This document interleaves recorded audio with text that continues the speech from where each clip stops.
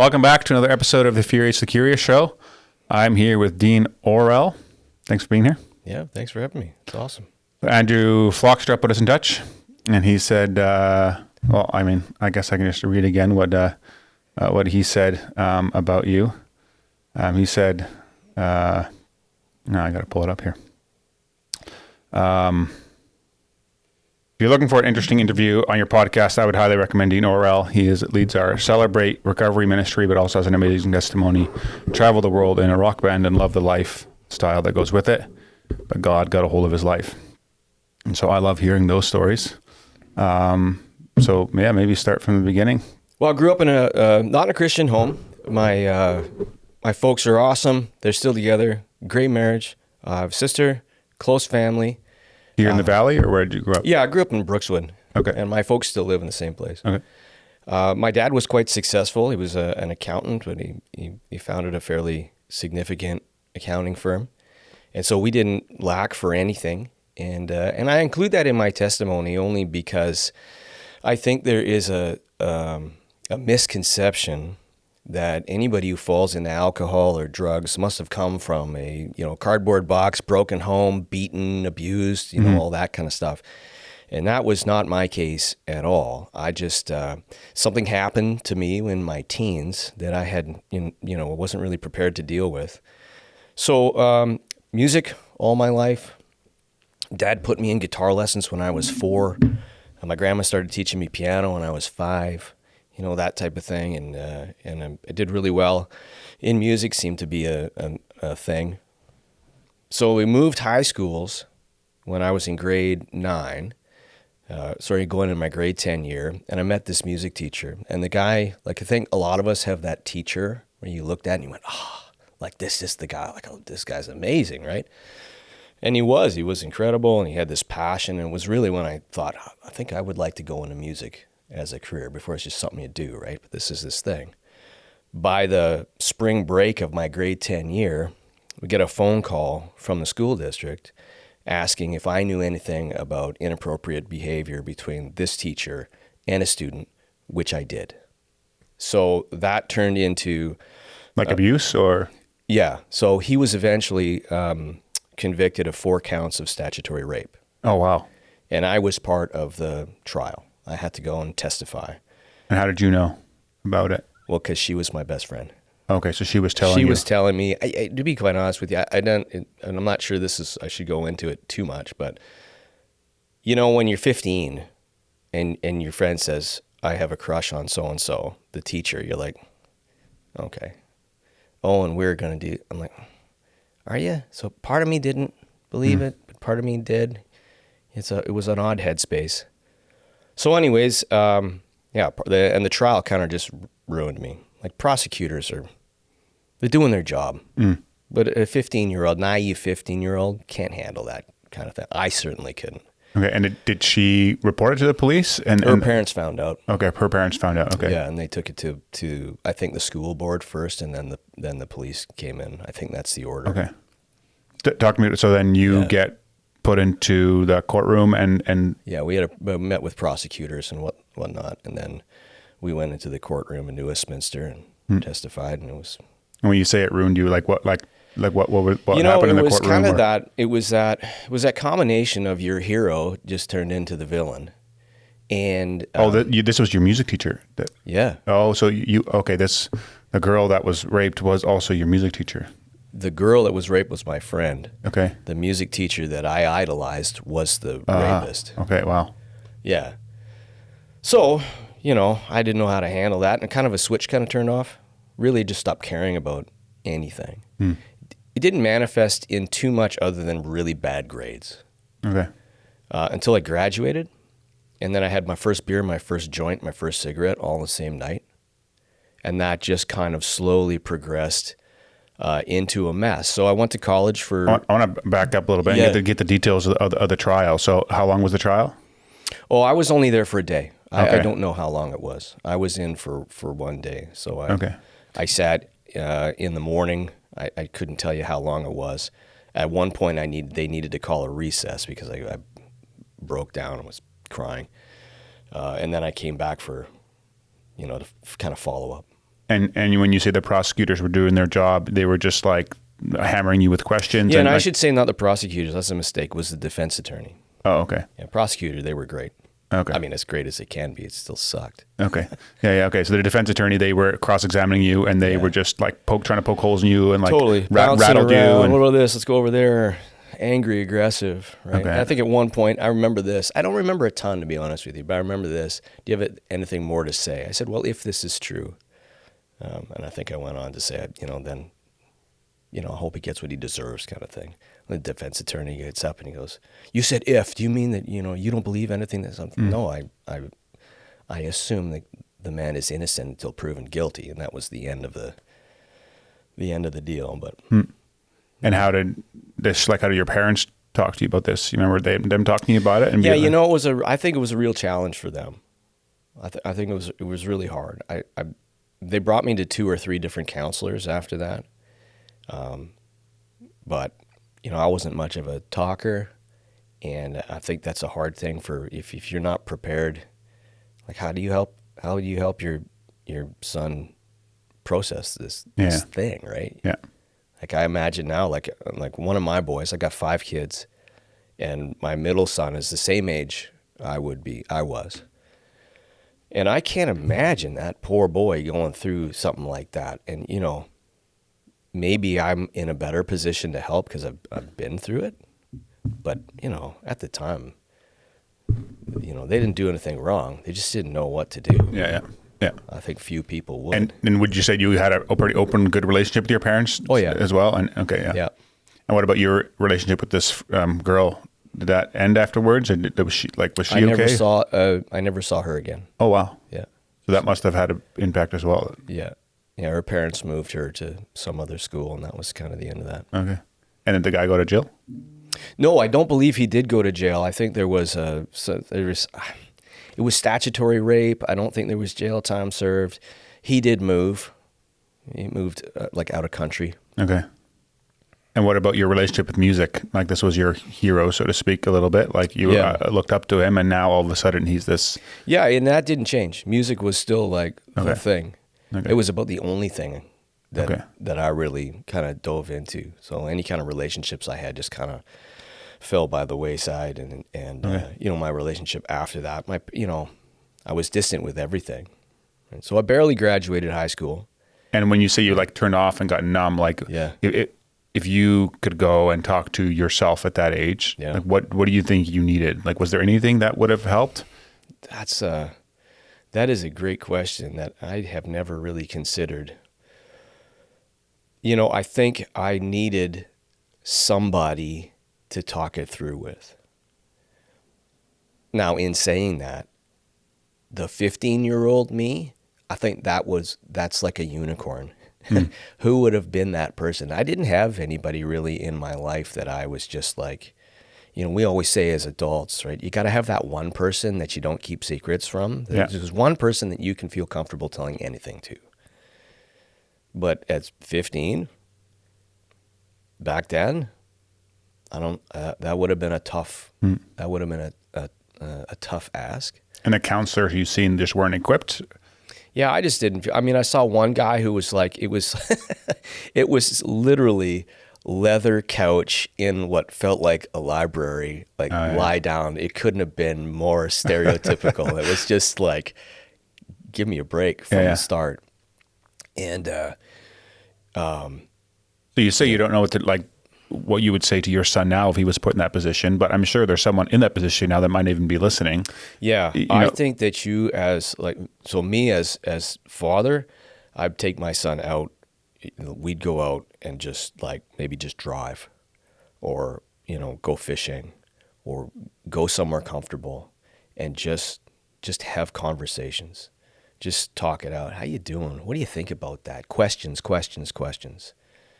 Right, just try and get it out. Yeah. No real agenda. You're not trying to get to the main question. Just show care. Just get it out. Yeah.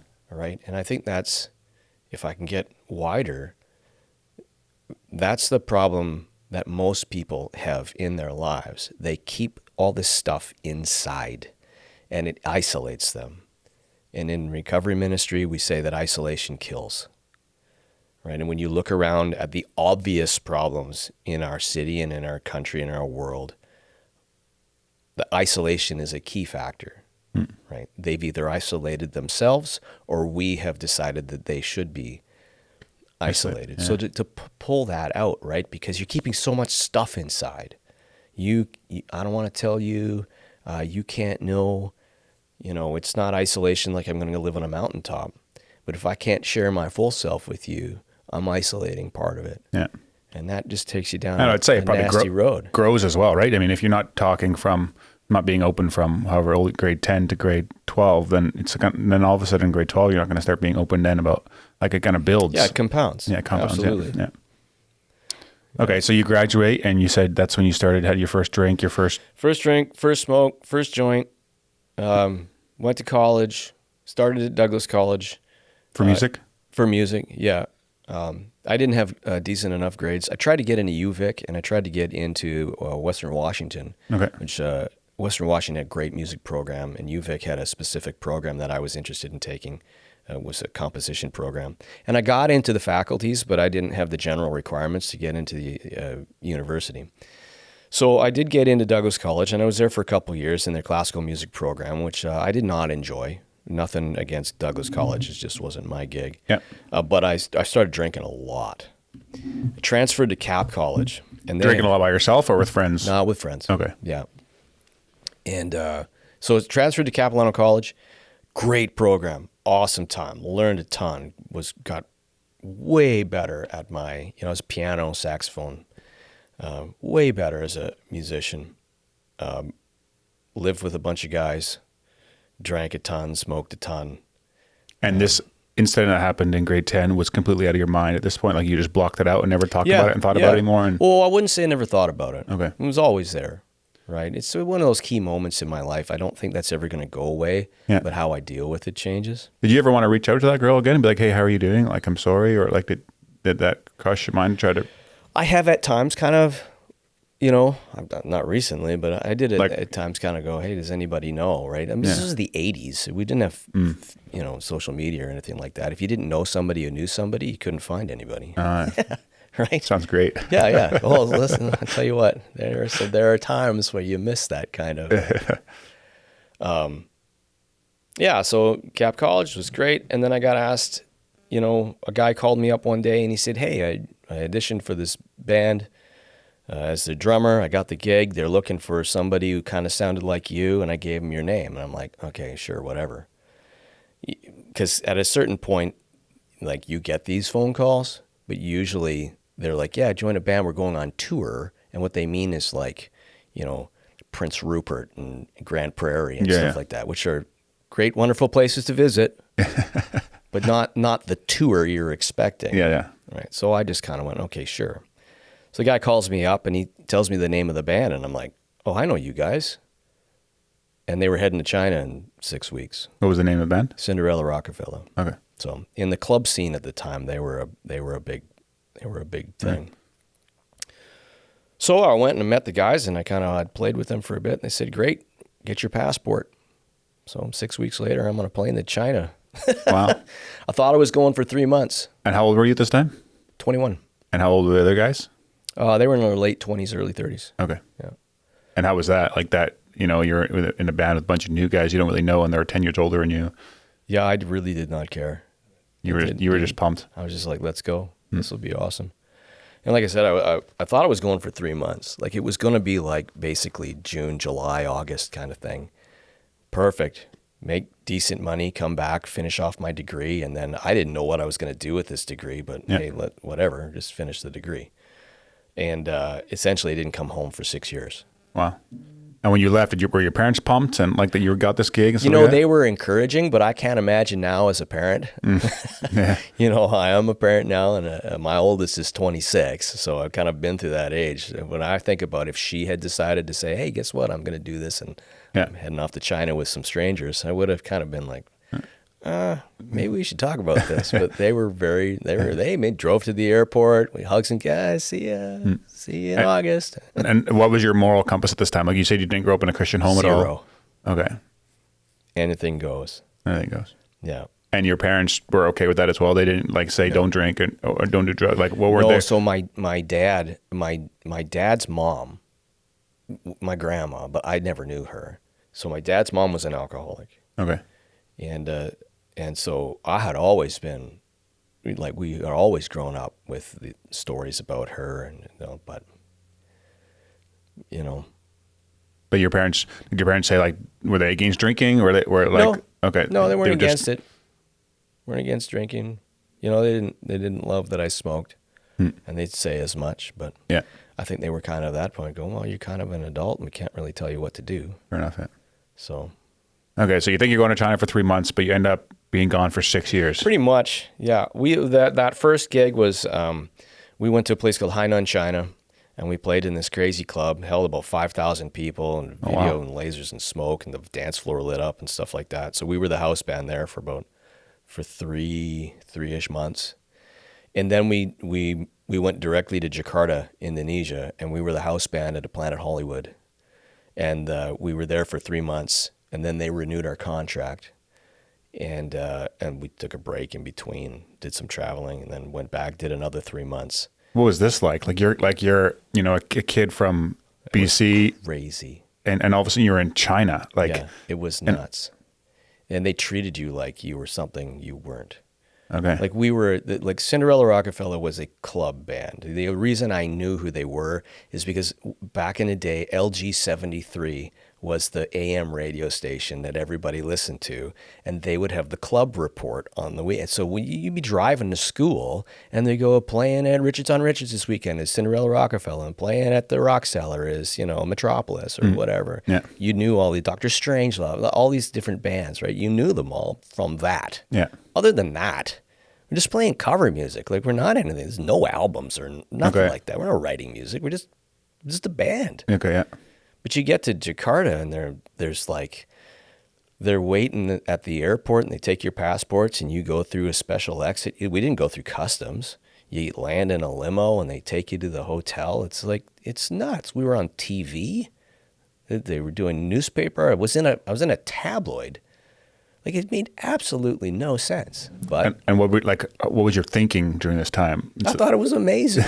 This is, like we have made it without slogging through the mess of trying to make it. Okay, yeah. And that's what it felt like. Yeah, They paid you a lot of money. They took care of all your bills, and we're doing all this stuff. And all I got to do is play 3 or 4 sets a night of easy music. yeah. And what were you doing during the day? Were you touring China? Were you touring Jakarta? Like what? No, so we would play, first set's about, I don't know, something like 9 o'clock. And you'd finish up noon, or midnight, 1 o'clock in the morning kind of thing.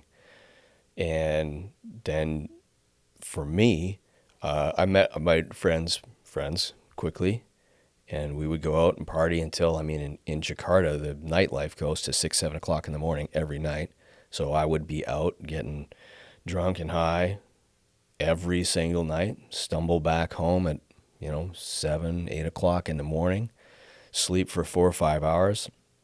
And then the band practiced every day at about 1 o'clock. Okay. So 1 o'clock to about 3 or 4 o'clock in the afternoon, we'd rehearse, go back, have dinner, get changed, head back to the club, play our gig, rinse and repeat. So, and how many days a week? 6 days a week. Oh wow! So you were working. Yeah. I guess. It doesn't sound like a ton of fun. But every day you're like that's every day. Yeah, we get Sunday evenings off. And that was So we did that. I got in and that's where I got into cocaine was Jakarta. Okay. Guy was a very awkward experience. A guy meets me in the bathroom. I'm standing at a urinal, and a guy rolls up in the urinal beside me, and he looks over at me and he goes, "Hey, aren't you in the band?" I'm like, "Yeah, I'm not really into having a conversation right now." But then, because we finish up at the sink, and he hands me this little folded up piece of paper and go, "Love you guys." Great, thanks. I don't know what it was. I took it back to the green room, and I was like, the guy handed me this little piece of paper. I thought maybe it was his phone number, like it was super weird and awkward. Yeah. And then they knew exactly what it was because it was folded in a very specific way. Yeah. There you go. Open it up. Let's go. And so.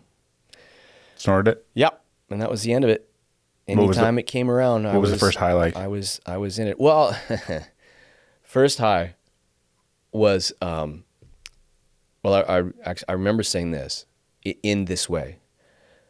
I don't really feel anything. I don't think it's really doing anything because I don't really feel like there's anything going on within me. Like, am I supposed to feel anything different? Like, because I don't think this is. And I remember the other person that I was doing with it because I don't want to implicate anybody else, right? Yeah.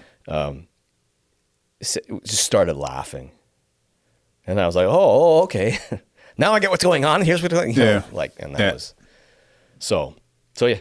Anytime it came around, that was it. I didn't seek it out, but it just came. Just came around. And when I say I didn't seek it out, I went to all the parties. I went to all the clubs. I was 10 years younger than these guys. These guys had been in the industry for a lot longer than me. So I was going out on my own. These guys were like, okay, well, I guess we'll see Dean in the morning, and they would go home. Oh, okay. So they were actually more responsible. I wasn't partying with these guys. Oh, okay. Interesting. We'd have every once in a while, we'd have a party kind of thing. It was but it was just like, But I was going out on my own with people that I had met in different places and stuff like that. So. And what about on the sex side and stuff like that? I'm sure all that was happening. Yeah, that was a mess. Okay. Yeah, we won't go into that too much, but that was just that was exactly what you would expect from that that lifestyle. So yeah, I was out, came back home a couple times. Yeah. You have to. You can only have an open plane ticket for X amount of time, and it takes time with contracts. So I was with that band for about 3 years, and then I settled in Bangkok, Thailand for a couple of years, and I played local clubs. And at one point in time, you switched bands after 3 No, years? I left that band. Okay, because I left that band because I had a daughter. Oh wow. Yeah. Okay. So I left that band. We lived in Bangkok. You had a daughter from some that you had met someone in one of your travels, or whatever? Yeah, in Thailand. Okay. Yeah, so I stayed in Thailand, and at one point I got a job teaching music at an international school. That one didn't really go that well. Didn't really know what I was doing, but played around. Left Thailand in '99. Moved to the Philippines with your daughter with daughter. Yeah. Okay. Moved to Manila. And wife or what? Yeah. Okay. Yeah. And then we did contracts in Tokyo. The company that brought me into Tokyo, because I had a Canadian passport, didn't want to get me a work visa. They were like, no, I just come in as a tourist. But at the third time I came in as a tourist, the customs kind of flagged me and asked me a bunch of questions that I could not answer. Yeah. So you were doing music work again. I was playing. That was 9 sets a night over 3 clubs. Oh wow! Yeah, 2 days off. That was a and those are just again just random bands that you got asked to play for. No, that was at that point. That's a solo thing. Oh, okay. So backing tracks, me playing keys and singing. Oh wow! Just in these these clubs. Okay. So I spent 24 hours in a holding cell with a bunch of guys from Bangladesh. And then they marched me back onto a plane and sent me back to Manila with quite a stamp. Okay. It's quite a different stamp on the passport. Like the welcome come into our country stamp is quite nice. The you're not welcome in our country anymore stamp doesn't look as pretty. Yeah. So I went back to Manila. I stayed there for a little bit, and then me and my daughter came home back to Canada in 2001. With your... No, it's just me and my daughter. Okay. That relationship ended, or that relationship ended. Okay. Just because can you get into that, or is that you don't want to talk about that? It was a mess. Let's just say it was a mess. I was a drug addict. I was an alcoholic. I'll just say from my side of things, I was not anything anybody ever wanted to be around. Okay. So, how old was your daughter at this time? 3. Okay. And when you say you were a drug addict, like you were at this point habitually it's cocaine using? and over there it's a drug called ice, which is essentially methamphetamines, but dirtier, if you can imagine that. So that was a big drug. And injecting it or smoking? No, smoking. Okay. Yeah, no, I never injected. And what was your headspace at this time? Like you're traveling the world, you're doing these sets and stuff like that. Are you happy? Are you depressed? Or like, how does it feel to have a daughter? There's a lot of chaos. Yeah, it's autopilot. Okay. Yeah, you're not thinking anything, just doing, addicted. And I think that's the thing about addiction is you just kind of, you There. just are. Yeah. There's no ambition. There's no thought about tomorrow. There's just, when am I going to get my next drink? When am I going to get, like you basically plan your life around the ups and the downs of being drunk or high. Just to pause that a second there. I mean, there's a lot of people that deal with addictions of all different kinds, just as much in our city as, all across the globe. And I think it's quite common. You meet people that don't have goals or are just like living in the here and now and just getting through the next day. And what do those people need? Like, what is the purpose? Yeah. Okay. Everything is about purpose. Everything is about purpose, right? And that's why faith in God is so important. That's who God is to us in this life, is our purpose, right? It's we're trying to make up our own plan, or just going, I don't even know what the plan is, or like God has a plan for you. God has a purpose for you. God has designed you to be a specific way and designed you to act and speak and think a certain way. And when you don't understand what that purpose is, you're lost. That is exactly what the Bible calls you, lost. Yeah. But that's not lost like, where did you go? Yeah. That's a lost like, I am like, I took a walk in the forest and I got turned around and I have no idea where I'm going or where I'm supposed to doing. And if I don't figure this out, I'm going to die. Yeah, that's the spiritual journey. That's the spiritual loss that the Bible talks about. You don't figure this out, yeah, you're going to die. And so in 2001, when you head back, what was it? What was the catalyst for coming back to Canada and quitting the world tour? Yeah, I had pretty much dried up all my options in terms of playing music at that point. That stamp on the passport does not lend itself to traveling really well. Okay, right? and then to other countries as well. Yeah. So, I mean, I could have stayed in the Philippines, I suppose, and tried to work it out. But at that point, I'm like, you know what? I think this is done.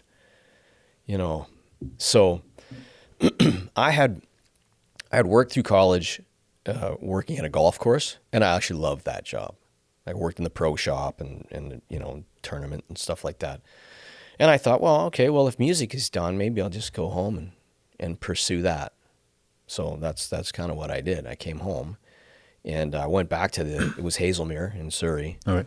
And I went back to them. I said, hey, could I, I'm looking to get into maybe going to Camosun College, had a turf management program and a golf course management program. And I was looking at that and they were kind of like, well, why don't you just come back here and we'll kind of teach you that stuff. So I did that for a couple of years. And what was it like coming back home with a 3-year-old? And like, how would you welcome by your family? And like, how did? Oh, the family was great. It was awesome. My grandpa had like this bike with her name on it, and my folks were everybody was happy I was home. Yeah, it was awesome. But what was it like telling your parents that you had a daughter?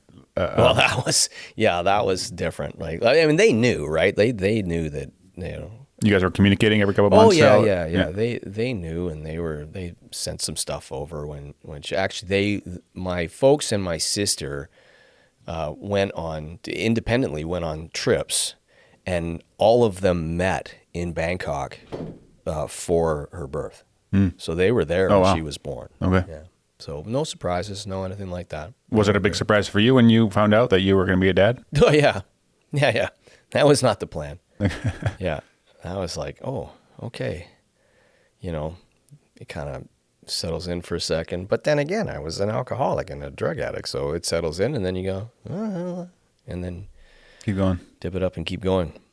And when she was born and like you have this, a daughter now, like did it affect you then? Did it change you to be like, hey, I need to change my ways, or I need to do things differently, or it was? I thought I could manage that. I thought it'd be fine. I'm like, I can be a good person and still do this. Yeah. Yeah. So I wasn't. Yeah. Selling yourself. Yeah. Yeah. No, it wasn't. I was not. For the first several years of her life, I was not the father that any kid needs.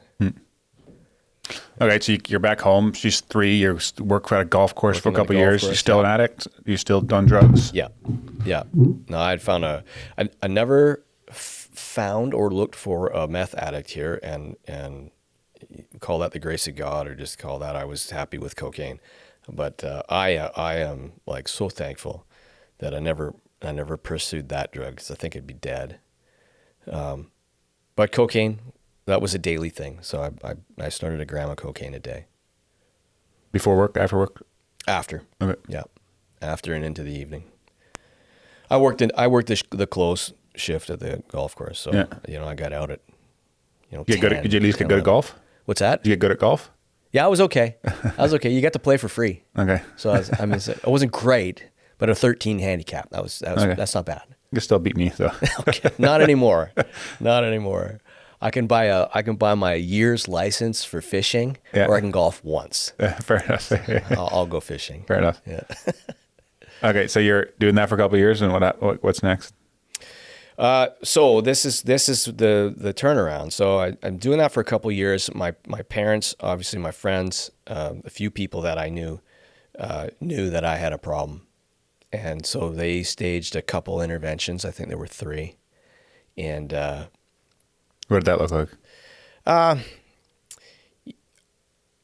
If anybody asks me about interventions, I think I modify it a little bit. I think the do it this way or get out of my house version isn't as successful as we would hope it would be.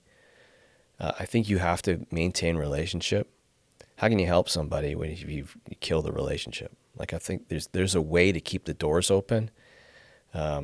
And that I say that because that's what my folks did. My folks. You were living at your parents' house? Yeah. Okay.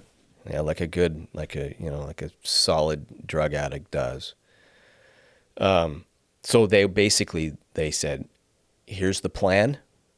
There's this guy, he'll talk to you, he'll take you to this, and of course with the standard, heaps of guilt that these things come with. You're doing this, you're acting like this. You're not telling me anything I don't already know. Yeah. And I already tried to quit a couple times, and I get like 2 days, and that was the best I could do, right? Yeah. So all of that, but here's this plan, and then, you would try, and then you would really, really try and fake looking good for a while, and then that didn't happen. So a couple times I did that. So, and I tried and failed and tried and failed, tried and failed. You just feel worse and feel worse and feel worse. So I actually got to a point in the evening, it was June the 10th, 2003, where I thought, well, I think I just need to take my life. And so, of course, I failed.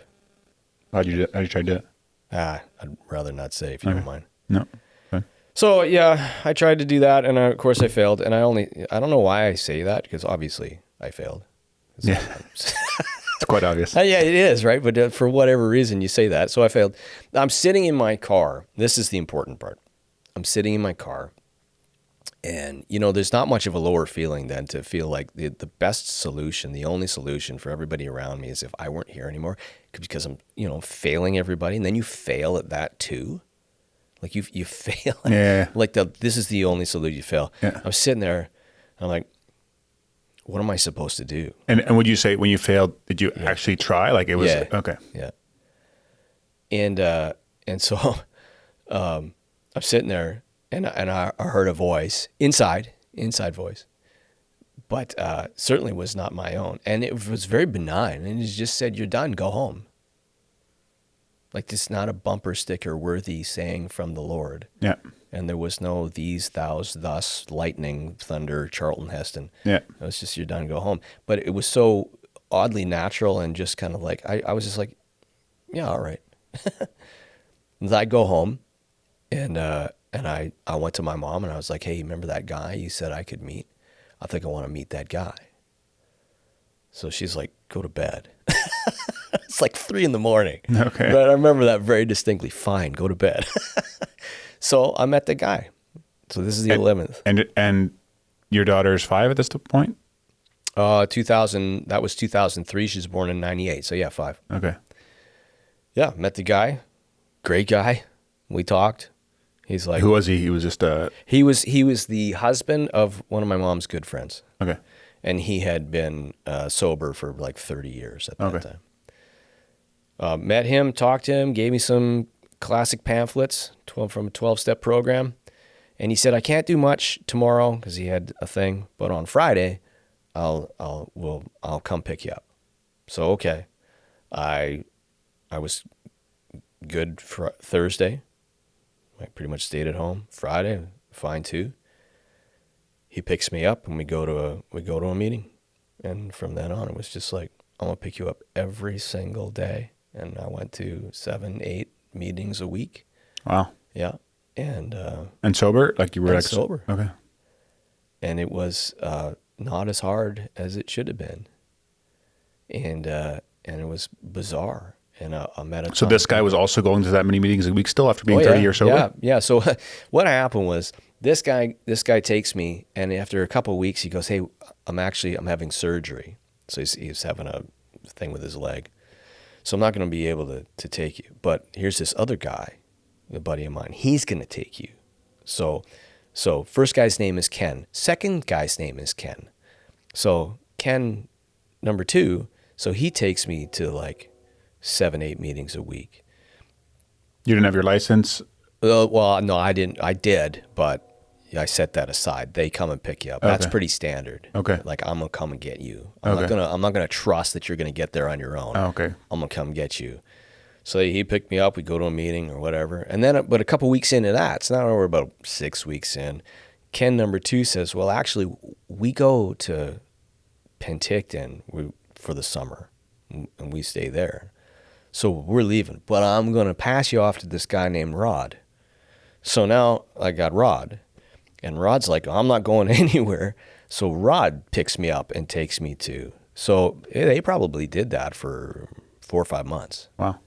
And what was the first couple months of AA, right? Like, I mean, having done those programs myself, I know that it's hard, very hard to be open and to start talking and to like, you remember those? Yeah, because so Ken number 1, we went to the first meeting I went to was a 1-year cake, and it was just like A 1 year what? cake. So if you get 1 year sobriety, they celebrate it like a birthday party, and Okay, it's yeah. called a cake. So I went to this 1 year party. So the format of the meeting changes a little bit. They invite specific people to come up and speak kind of on behalf of that guy or whatever. Yeah. And I remember listening to this guy talk, and like, this guy, like, he got sober, he learned how to speak English, he became the foreman of his construction. Like, this guy like changed. I was just like in awe, going, wow, this guy changed everything. Just driving home and just talking to Ken, and he's like, we're just having a conversation. He said, then the next meeting won't be like that. He said, someone might point at you and say, do you have anything you want to speak? He said, anytime anybody asks you to speak, you do it. I don't care what you say, but you'd never, ever pass, he said. Why do you think you said that? Well, for the exact reason you asked, you said it's hard to get it out, right? And I think the exact reason why we talked about isolation and getting it out, he knew the value.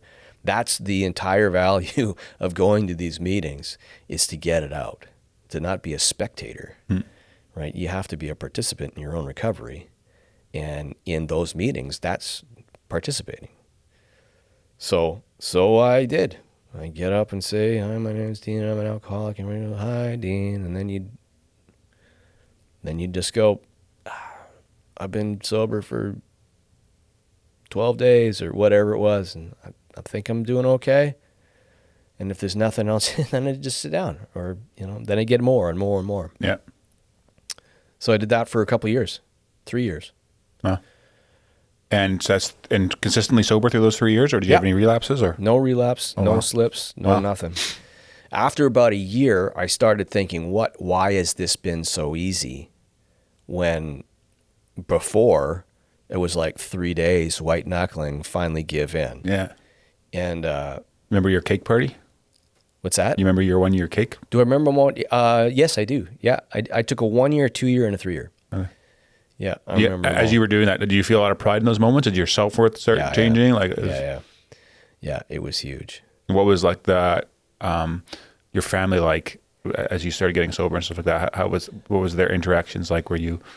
It was quiet, but you could tell just by the way they. My mom said one time, "It's nice to see you smile again." So I remember that was pretty impactful. My family's pretty stoic in that way, so to get a compliment like that, or just a comment like that, that was a pretty big deal. And then after a while, people start to say, when you tell them, they start to say, "Oh, I can't imagine you used to be like that."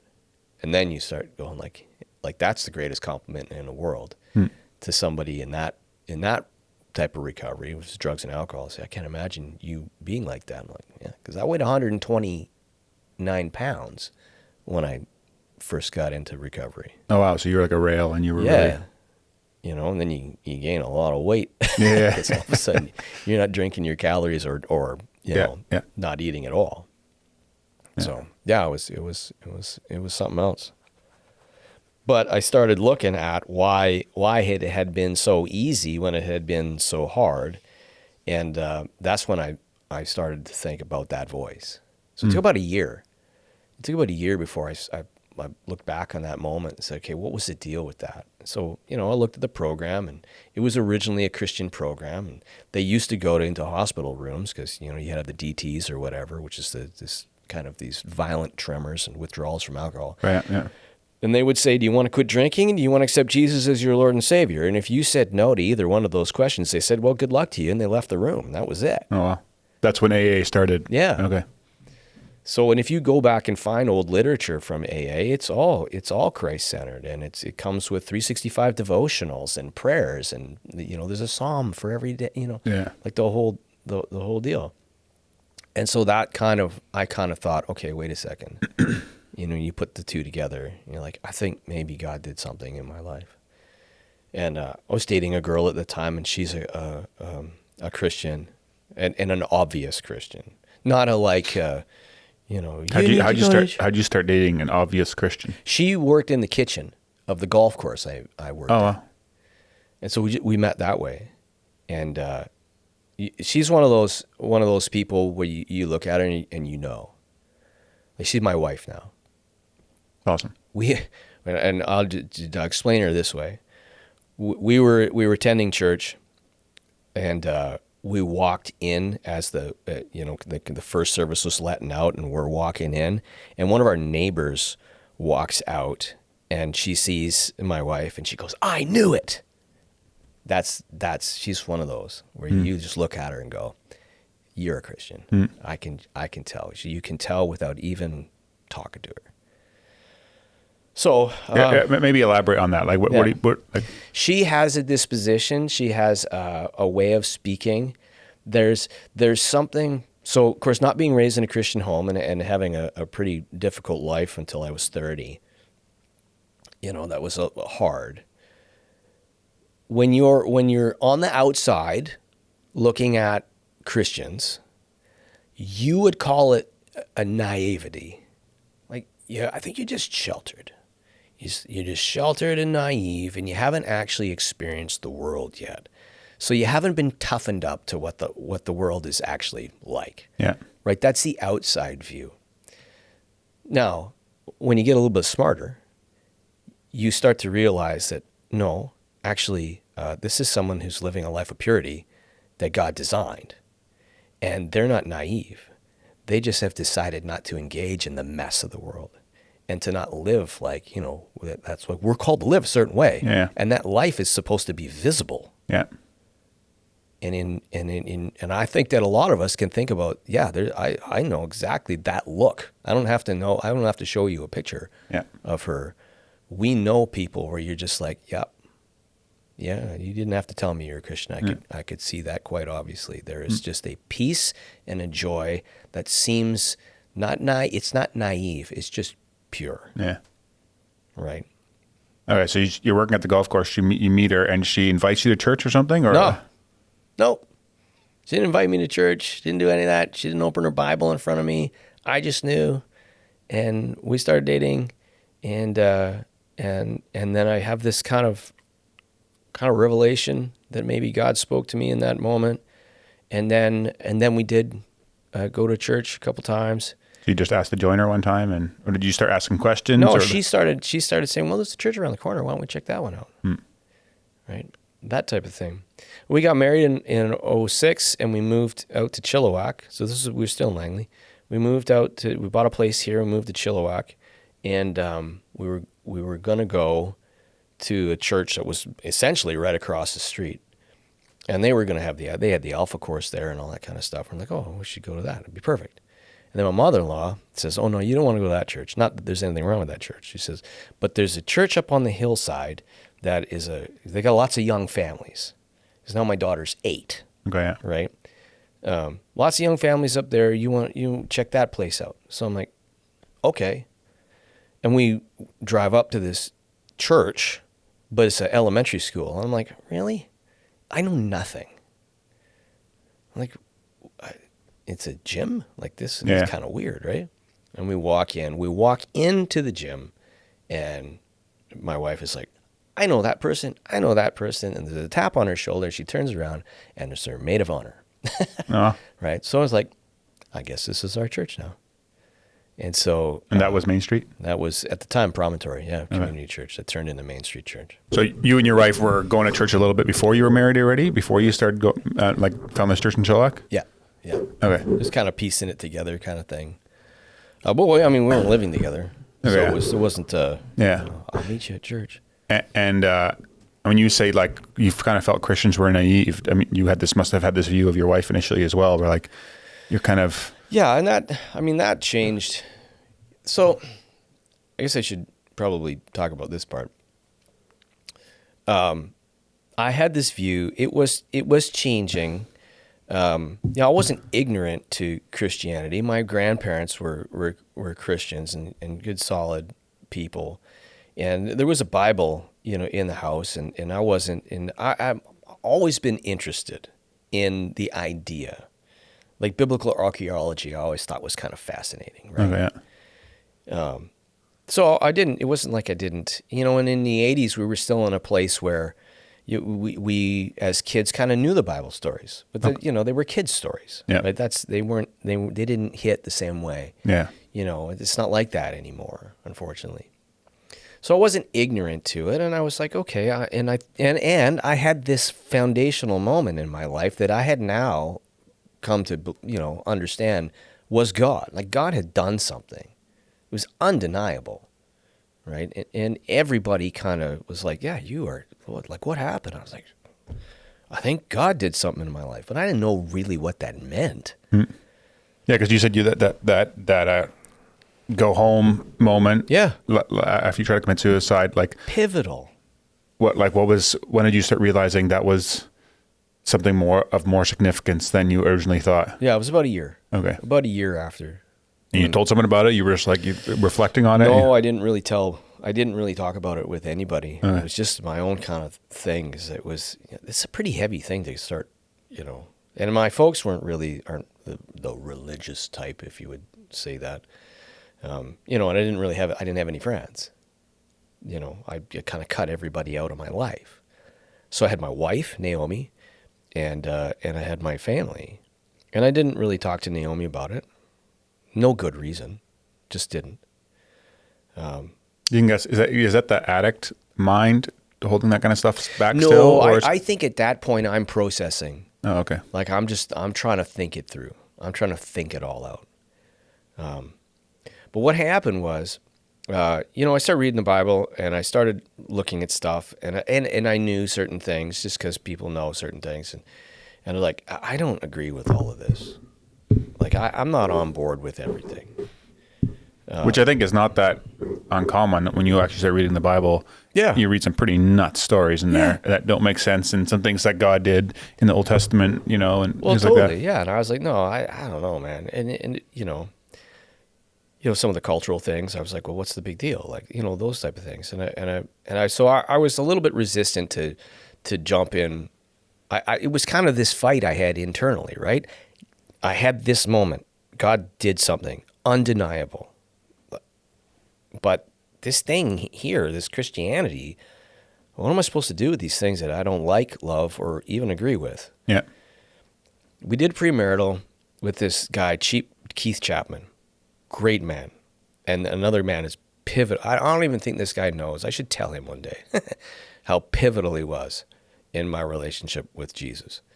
So we do premarital, and because he's going to marry us. And we did it over months. And I can't even remember what we were actually talking about.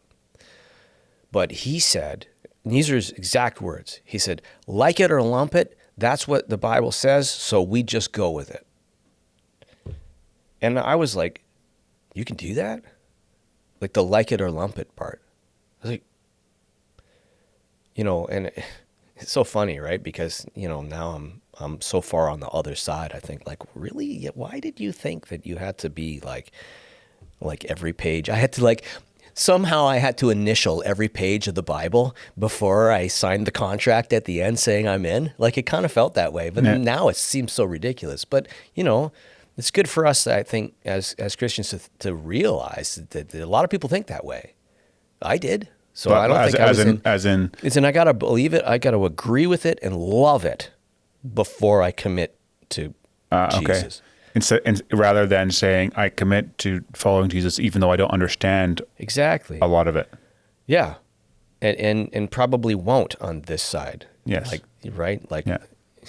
Yeah. I guess that's the essence of faith. It's that. Well, that's just exactly what it is, right? Yeah. Trust is in the absence of facts. Yeah. Right. Yeah. It's not like I'm going to trust you, but only if you tell me everything you do from now until the next time we meet.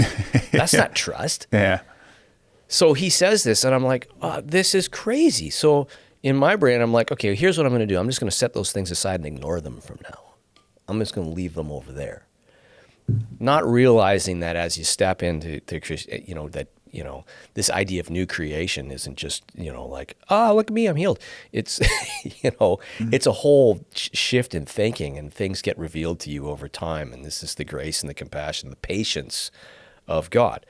So that moment, that phrase, again, these kind of simple, benign, God knows that I'm not that smart. So he speaks to me in really, really simple ways, like you're done, go home. And like it or lump it. You know what I mean? Yeah. Like that's all I get. So that moment, like I got in the car and I said to Naomi that he just said that. I can't believe that's, and even I remember. And you couldn't believe it as in like you thought he was nuts, or like? No, I just couldn't believe that I had the permission. Oh, okay. And I remember I don't remember what she said, but it was essentially like, well, yeah. She doesn't talk like that, but it was that sentiment, like, yeah. And so, like, head first dive into I'm all in. Let's go. Okay, so that was the big shift. That was the big shift. Well, okay. That was one of the big shifts. So I'm all in. We get married. We go to the church. Neither one of us are baptized. And you moved to Chilliwack because? Oh, we had this much money and we wanted this type of house. Oh, okay. And we just headed east until the two met. Fair enough. And as it turns out, my wife is kind of born and raised in Chilliwack. Okay. So I was kind of like, I don't think I want to go further east than Abbotsford. Yeah. I had my Langley bubble, but we got here and we moved here, and it's like. And so you'd quit the golf course, and what were you doing now? Yeah, so I quit the golf course when I got clean. Oh, okay. And I went back to school, and I became a lab assistant. So that's the guy in a hospital, or if you get blood work done. Okay, that's the job. Medical lab technician. Yeah. So I worked at the old MSA hospital. Okay. I had the night shift there for 3 years. Awesome job. And you were used to night shift, so. Yeah, it was up all night, and that but I like the night shift just because it's a different type of work at night. Okay. And it was a blast, and I loved it. But I'd also. How did you choose that when you got sober? That's what you wanted to do? My mom came to me with a bunch of pamphlets, and she was like, "What, are you interested in trying one of these type of things?" And it just stuck out. Okay. So before I wanted to be a musician, and I met this guy. We're kind of jumping back in time now. The music teacher. Yeah. I had the big fantasy was I'm going to be a doctor, right? Like I'm going to be an astronaut. Yeah. I'm going to be a fireman. I wanted to be a doctor. Yeah. I never kind of went away, so it was always fascinating. So that's how I got into that. Yeah. Now at the same time, I had reconnected with a guy from college who was a guitar player. And he kind of had a band with some guys at work. he's like, hey, you should come and sing with the band, just kind of for fun. I'm like, yeah, okay. So I did. And the bass player was like, we should get some gigs. I'm like, guys, I don't know. Like, I'll do it for fun. And in my head, I'm thinking, like, no one's going to want it. No one's going to hire us. Yeah. And you're married for a couple of years at this point? Yeah. Okay.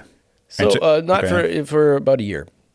No, pardon me. I was not. This was before I got married. So this would have been about 2005 or so. So he starts booking us gigs, and they're like Thursday, Friday, Saturday. Then I have this night shift job, and so I got married, and I said to the guys, I said, guys, I'm quitting. Like, I can't like work 4 night shifts at the hospital and then say, hey, I got a 3-night gig at some silly club over here. See you next Tuesday. And the drummer said, well, why don't you come work for me? And he ran a company in Port Kells that made mining equipment. I need a buyer. I'll pay you straight across. We'll just basically port your contract over here. We'll give you the exact same thing. You work 8 to 5 kind of thing. And I was like, oh, that's interesting. Talked about it. Like, yeah, but you got to still sing in the band. So, okay. So I move over to this place, and I worked at this company called Nelson Concentrators, and I was a buyer. And this band is just a cover band? Yeah. Yeah. And we did, like, it was like, but no more than once a month. Okay. So, okay, we did these gigs. It was fine and it was fun. I'm starting to feel a little old.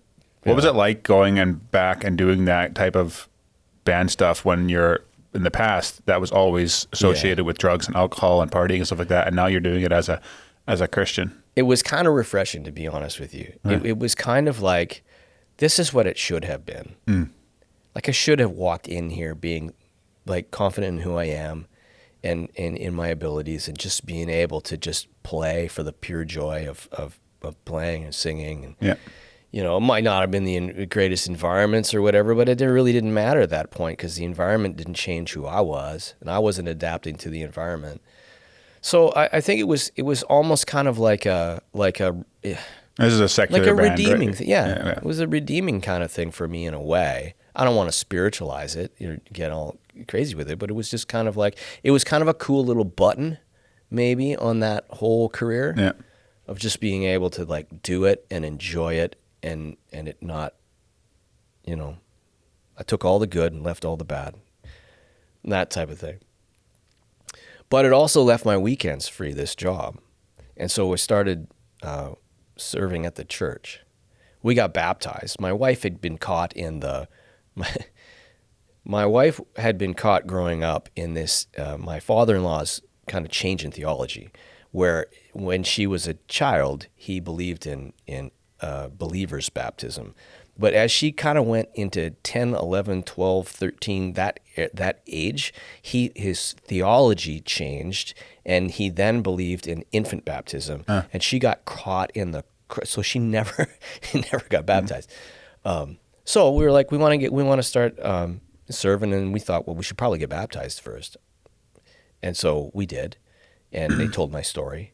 And so when was it that you actually realized you were a Christian? Was it like after that, like it or or lump lump it? Okay, and did you have like a realization of, I'm a sinner and Jesus died for my sins and I need to believe in Christ? Like, when did you start learning about? I knew all that. Okay. I had read it all. I was just like, yeah, okay, I know it, but I don't know if I can like. Okay. And so you really believed after that in the After car? that, I'm like, I'm taking it all. I believe I'm in. I'm ready to go. Okay. Let's go. So I get baptized, tell my story. The worship director comes up to me and says, why aren't you serving on the worship team? I said, well, I thought I needed to get baptized first. And anyways, I started serving in January. And what was baptism like? Was it a special day for you? Was it, you remember it? Like, I totally remember it. It was a big green tank. We borrowed it from Southside because Promontory didn't have their own tank. So Southside had this tank, so we borrowed it from them. It was green, like algae green, and cold. And Pastor Sean, so the lead pastor, Main Street, I asked him to baptize me. He baptized my wife too. We both get in this tank together. It's quite a large tank, about the area of this right here. And I go down, come up, cheer, hands in the air, that kind of thing, like just like pumped. And it was very, very, it was like hard to describe. I felt like it's like winning a race. I've never won a race before, but I can imagine, like, you know, you see these inspirational videos of people. We just watched one actually of this girl who had MS, and she became a high school runner, and she couldn't stop. I guess halfway through the race, her legs would go completely numb. So her coach is at the finish line and catches her as she finishes, right? And I found it was kind of like that. You're kind of like, okay, I did it. Yeah. It was a massive moment for me. What was that, your relationship with your parents like at this time? So they're not religious at all and stuff like that. And all of a sudden you've flipped your whole life around and now you've become a Christian. Did they were like, how did they respond? No, not any, well, I should say this. So I have always been the black sheep. Okay. My family's a family of accountants. Like my mom was an office manager for a dental office. Yeah. My dad has been an accountant. My sister is an accountant. My brother-in-law is in inside sales. Everything revolves around spreadsheets and all that type of stuff. And I was a musician, Okay. right? So I was this musician who went over here and did all this stuff. My dad was proud of that, and I'd send him hats and stuff from and he'd have them in his office and all that kind of stuff. But I was like, there's this guy over here, and then there's the family, right? And my mom grew up on Air Force bases, and just everything was about order. And so I come home, and then I have all this chaos, and then I get better. Like this, I'm saying this from my folks' eyes. But then, of course, I think in their eyes, I went from extreme, black sheep over here, and I swung it all the way to the other side, where I'm now the extreme black sheep. Or white sheep technically. So now I'm white sheep, right? So now I'm a pastor, and well, of course he is, because that's just Dean. He's just gone to the extremes. They have never said that, but I get the impression that that's kind of like, that's just. Did they ever come talk to you about it? They come to the baptism? They came to the baptism. Okay. Yeah, they came to the baptism. They've come to a few things. They used to come out for Christmas. They did the Christmas Easter pilgrimage to the church, but I think that was more to support me. I have had on occasion the opportunity to say, you know what, if you guys gave your life to Jesus, your look at this situation would be so different. But it just doesn't land. That, I think I said before that, I grew up a pretty stoic family. Yeah. I don't talk about a lot of stuff. There's a lot of whispers in the corner, right? They're big on privacy, and I love my family. They're so awesome, but it's not a huge openness to talk about those type of things. I don't think that's unique. Yeah. So you try and lead by example. Yeah. Right. So yeah. So you baptize. You get asked to play on the band. Play in the band. So I love this part. So I begin to really, really hate this job, the buyer. Okay. Job. I had a tough supervisor, and it was high pressure, and was just swearing and yelling, intense, and the pressure. And I'd never had an office job before. I went from professional musician to working at a golf course to working in emergency to now I'm sitting at a desk staring at a computer. High pressure, high this, that, and the other thing. And it's and I remember driving to work.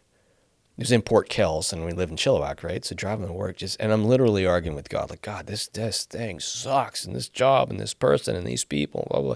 And God spoke to me again and again, because I'm not that smart. He gives me another simple thing. You don't live to work, you work to live. And then this conversation, this kind of revelation kind of unfolds in my life, where it's God actually blessed me with this kind of 9 to 5 thing, where I had all these night things before. I can be home for dinner with my family, big deal in my family, you home for dinner. I can go to church, on Sundays. I can serve. I can be with my kids on the this is a bit, and it was that drive to work was just, again, a pivotal moment for me, where God just gave me, you don't live to work, you work to live. Do you work workaholic to a certain degree? No, but I take it personally. Okay. So my whole kind of attitude towards the work environment changed. And 3 weeks later, Pastor Sean takes me out for coffee and he goes, "How do you like your job?"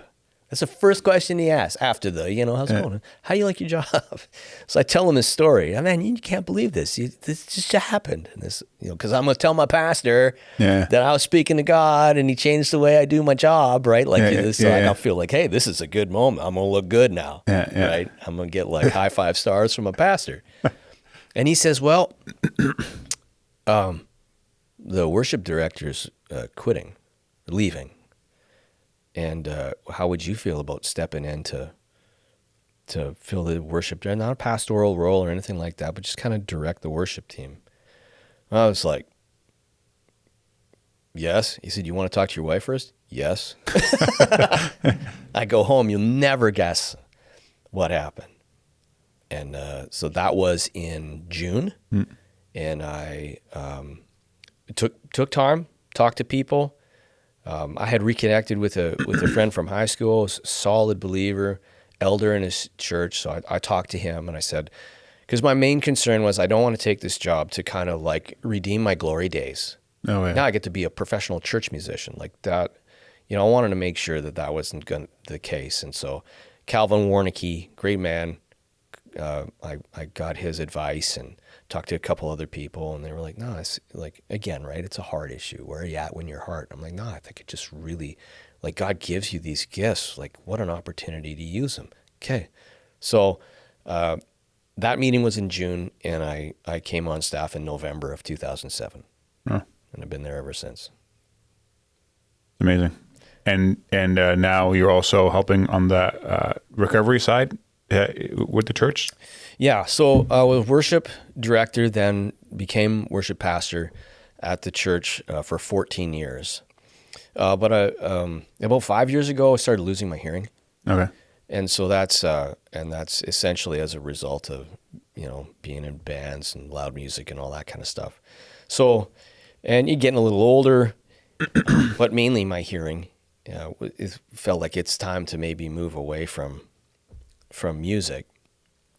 And it was, Pastor Sean was like, "Well, what do you think about addictions?" At the time it was addictions.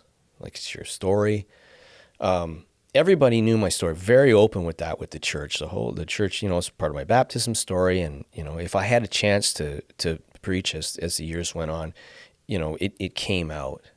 And so it was like, yeah, maybe that's something I could look into. So I started looking into it, and I did a diploma online, and I'm building this kind of theoretical program.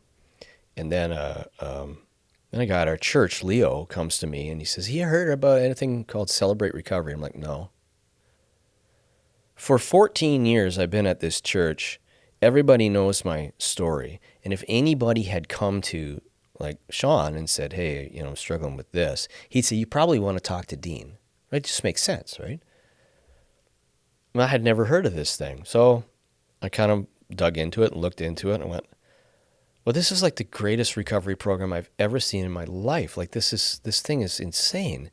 And so I looked into it some more, studied it, got myself kind of involved, and we launched it in September. So that's kind of how this whole thing has come about. So September of last year. So it's September of 23.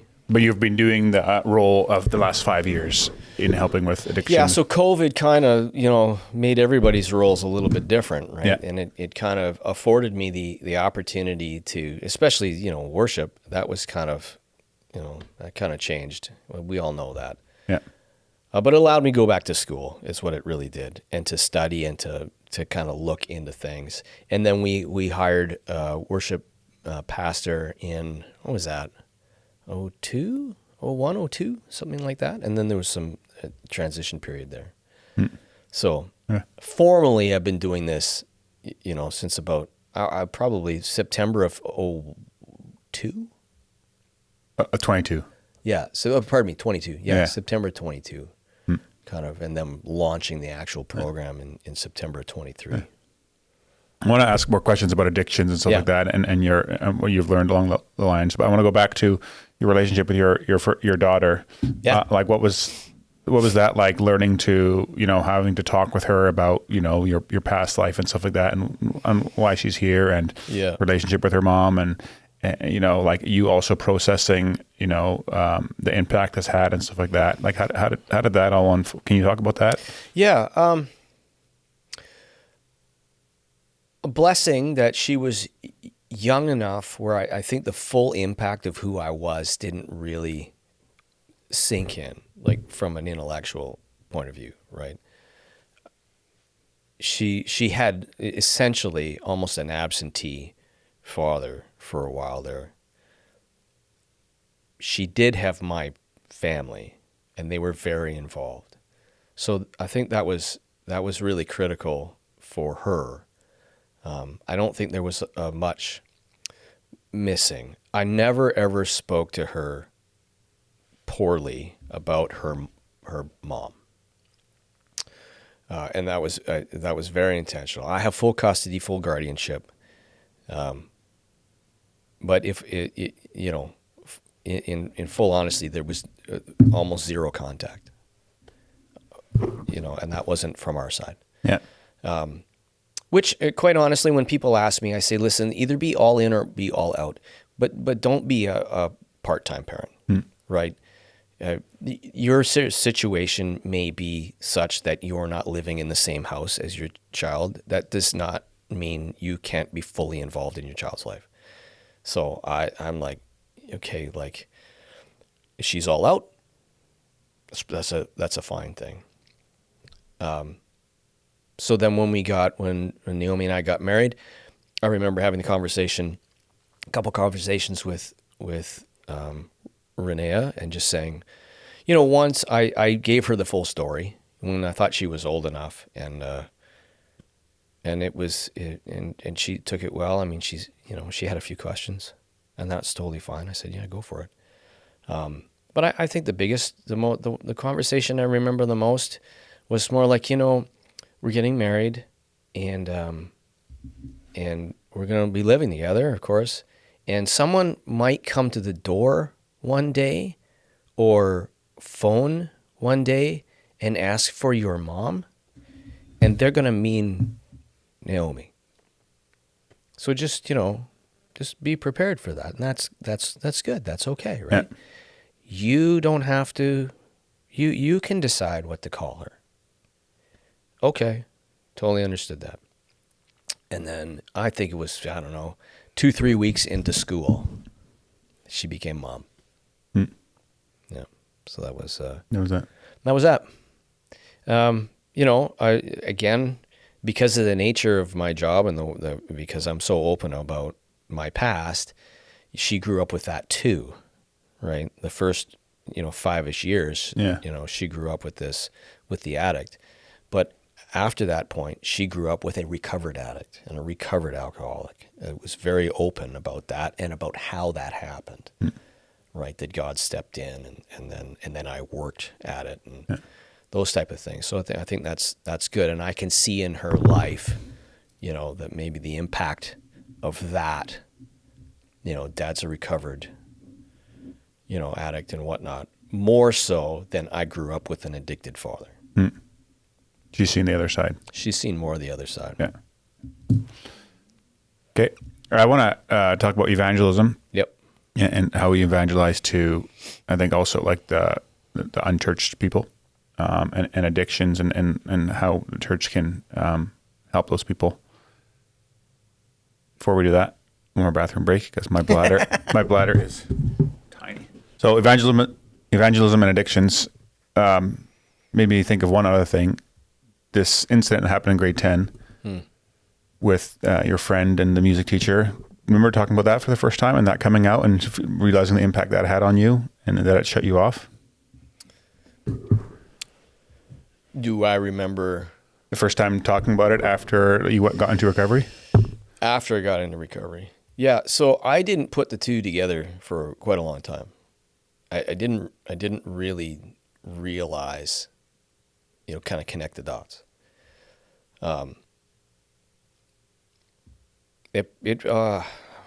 Do I remember the first time I connected the dots? Not really, to be honest with you.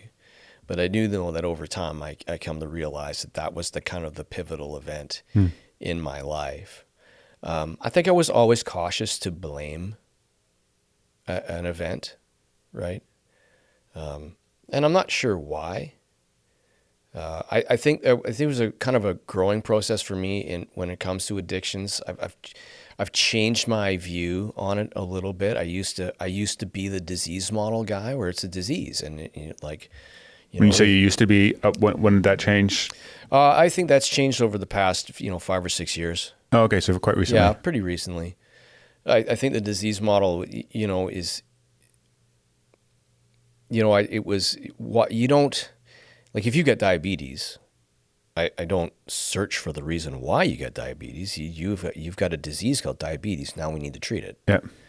Right. Knowing the reason why you got diabetes doesn't help you that much. Yeah. And that's kind of the disease model for alcoholism, for these types of addictions, right? Is that it's you have a disease. Why you don't look for the pivotal moment when you acquired this disease. Let's treat it. You feel like the disease model doesn't allow you to take responsibility? I think there's an aspect of that for sure. I think that, yeah. I think more so that potentially the disease model doesn't allow you to get at the root cause. And I think there are root causes, right? I think there are root causes. There are root traumas like my life. I think that addiction is a coping mechanism, and in order to eliminate that coping mechanism, we have to figure out what you're coping with. And if we can work on what you're coping with, and deal with those things in healthy ways, this starts to go away, much easier to deal with. And in the cases of certain addictions, you still need treatment. There's still there's chemical imbalances. There's real biological fallout, right, that you have to deal with. But we're not always talking about those types of addictions, like anger, like serious people with serious anger issues. This also a coping mechanism for something. If we deal with the something, it's much easier to deal with the coping mechanism. And so I've kind of moved away from the disease model and said, okay, what's at the root of this, right? People don't just become. Was there something that shifted that thinking? That made I think I started to look at it a little bit deeper. I like I said, I kind of went back to school a little bit, and I took it up on a look at these different kind of modes of thinking. And it just kind of made sense to me. And then from a Christian worldview, it also makes much more sense, right? What's the root? What's the cause? It's I think that's what we're always kind of working at, is what's the, in our terms, what's the bondage? What's that foothold? Scripture talks about the devil gets a foothold. The devil has a stronghold. What are they? Yeah. Right. And once he gets that in there, it comes out in certain ways. It grows. Right. And so I seeing that more and more, that people are addicted to things that are quite damaging. If it's like a sex addiction or alcohol or drugs and stuff like that, where there's significant fallout and impact of these things that are really visible. But then you have addictions to things that aren't as, maybe socially looked at negatively, or, like if it's anger or eating or working too much, or, porn gets hidden quite a bit, even though that's quite damaging.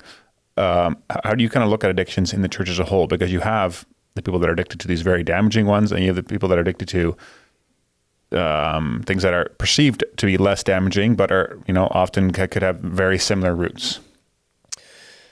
How do I see them? Yeah. How do you see it? How do you think about that? Yeah. So I think that we like to categorize, and we like to box up certain behaviors in certain ways. And we seem to box them up in how deeply damaging are they on the outside, right? How physically damaging are they? How do they damage relationships? And and then how obvious are they? So if you're living in a cardboard box on the sidewalk and you're obviously, preparing to smoke something, okay, that's the worst. But, if you're over here and you kind of like rage every once in a while, by yourself, you go out into the back 40 and you scream at the sky for 90 seconds and just get it all out. And then you come back inside, well, who are you hurting? That kind of thing. And I think that's really, we should call that a very secular way of looking at destructive behavior. Just like there's no hierarchy of sin in the Bible, we probably shouldn't look at destructive behaviors and order them in a certain way. Like there's some sort of pyramid that you hope you never get to the top of. Every destructive behavior separates you from God in some way. Some of them are more obvious, some of them are more subtle, but they all have the same result. They all separate you from God in a certain way. And so how do we deal with those? How do we eliminate those? How do we get at the root cause of why these behaviors exist? And then how do we invite Jesus in to change us so that we don't go to these behaviors to satisfy whatever it is, whether it be shooting something up in my arm or walking out into the field and screaming. They both satisfy some sort of need. Yeah. And then how do we replace that with Jesus?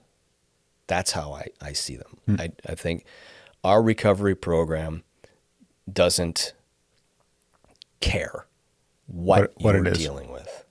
And you have a room, I love the room. You have a room of people who are heroin addicts, who are imminently going to jail or are are in some cases on parole for their, life. They're checking in. We have some people who are dealing with issues of anger. We have some people who are dealing with relationship issues. If some people are dealing with anxiety and depression, and everything in between. And when people sit down to eat, because we have a meal together every Monday, I look around and I see a guy that I know has 9 figures in his bank account who is sitting with somebody who has $10. And they're all in the same room together, and they're all comfortable with each other because we've all come to realize that we shouldn't make a hierarchy of how bad you are. It's about how good God is. And he's changing me and he's changing you. So I keep hitting that. So your story was that you went into recovery and you never relapsed again. Yeah. I would say that's not very common. No. I would say that it's quite common that even someone becomes a Christian or even not. I don't know if that makes that big of a difference, but there's often a lot of relapses and stuff like that. Yeah. How do you look at relapses? How do you, like with your own experience and now being in this work yourself, how do you think through it? How does someone that is an addict process their own relapses? Often that can really get people down and, and make them sometimes even throw away their recovery they've got to so far. Yeah, I think that, there are some programs out there that really, I think, unfortunately, heap a lot of shame onto the relapse. Like you just throw out everything that you've just done and you start from square one again. And I guess I understand the idea of, we're trying to stack days. But I don't know if that's as effective as saying like, okay, again, it's all about cause, right? I think we look too hard at the event and don't dig underneath the surface. So if someone comes to me and says, I relapsed, I want to know what were the circumstances leading up to that relapse. The relapse isn't the fail. It's what led up to the relapse that is the real fail, right? That's when did it first enter your mind that things were going south, that I was moving in that direction instead of this direction? What were the circumstances? What was happening in your life that caused you to drift? right? We're all going to drift. Yeah. You know what I mean? There's this narrow path, and we're all kind of just doing this, right? And we're trying to keep ourselves left and right and center, and you Reminds know, me of that hymn, "Prone to Wander." Lord, I feel it. Exactly, right? And that's why, Scripture says His mercies are new every day, because we need them every day. We need them to be new, because we do this drift. We're always trying to get back to center. When it comes to relapse, like we went and we never came back. So what was the point of no return? That's what I care about. And if we can get at that, then we can prevent. Would you say there's a common denominator when you see that, when you're talking with people that causes them? I think it goes back to isolation. Okay. There was a certain aspect of your life that you started to isolate. You started to cope with on your own. And sometimes they're big, sometimes they're small. Why is that so tempting to be isolate? Like why is there such a pull to isolation? Which I would say there's a lot of people that aren't even addicts that would say do that or aren't labeled as addicts anyways, because what they're dealing with isn't labeled as an addictive thing, but they likely probably are. Pride, guilt, shame. Right. It's either an issue of pride. I know this thing that I'm doing, thinking is probably not right, and I just can't let anybody know. I know I'm doing something or thinking something or heading in a direction that I've been doing so well, and I can't let other people down, or I can't. You know what I mean? I think it's that we start to isolate because we don't want others to think poorly of us. Right. And then we get to a point where it's just gone to, well, how long have you been thinking that way? Oh, a couple months. A couple months? Please don't do that. Yeah. Right? Be open. Yeah. Like when someone comes to you and says, yeah, man, I've been struggling for a couple months now. What do you do when someone you've been working with has been sober for a while, months or years, and then they relapse, but they don't just relapse once. They they go back to their addiction for an extended period of time. Weeks, months, maybe they're still in that position after a while. How do you, as someone that's helping these people and is putting a lot of time and effort and energy in these people, how do you personally process it, and how do you talk to these people? Yeah, that is hard, and I have been in that situation. Personally, I think it's really important, if you're in that space, as working with people in recovery, that you make sure that you guard your heart and your mind, and that you don't own their decisions, and that their decisions aren't a reflection on anything that you may have poured into that person. That's undue responsibility. And I can only say what I know. I encourage you. I can only support you. I can only challenge you. You get to decide what you do with that. Those are your decisions, and I can't own them. I mean, otherwise I'd be out of it.